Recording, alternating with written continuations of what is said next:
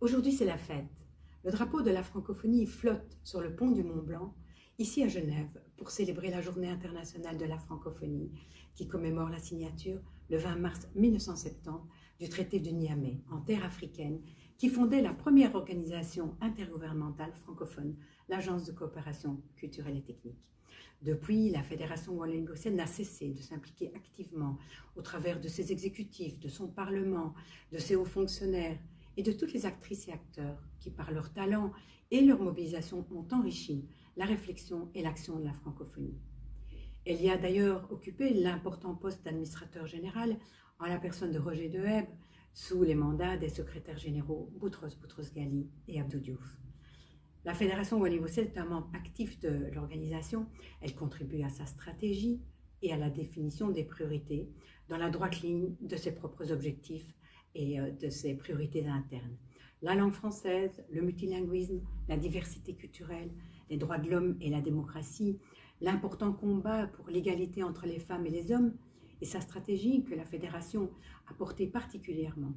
Aujourd'hui encore, notre Fédération soutient le très beau projet initié par la secrétaire générale de la francophonie en faveur des femmes, les premières victimes du Covid-19.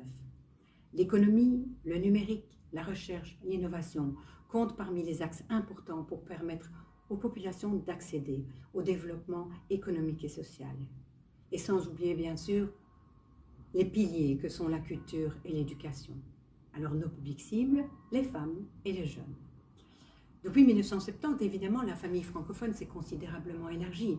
Elle réunit à présent 88 États et gouvernements, soit près de la moitié des Nations Unies. Elle s'est toujours caractérisée par un esprit de solidarité, de convivialité et de dialogue unique et qui doit demeurer. C'est important pour notre fédération d'œuvrer à côté de ses partenaires pour apporter une réponse collective aux grands défis de ce siècle et atténuer l'impact de la pandémie sur les plus vulnérables. C'est pourquoi cette francophonie, nous la voulons solidaire, moderne, rénovée, efficace et concrète. Et le sommet de la francophonie à Djerba, en automne prochain, en débattra. Notre chef de gouvernement, le ministre-président Pierre-Yves Jolet, sera évidemment à cet important rendez-vous. Alors bon anniversaire et merci à toutes celles et ceux en Belgique francophone et dans le monde entier, à la secrétaire générale de la francophonie, aux équipes de l'OIF et tous les opérateurs, à la société civile qui sont des artisans d'un monde que l'on veut meilleur. Bonne fête aux 300 millions de locuteurs francophones. Venez tous partager avec nous à 14 h l'appel d'air de Wallonie-Bruxelles. Bonne fête, merci.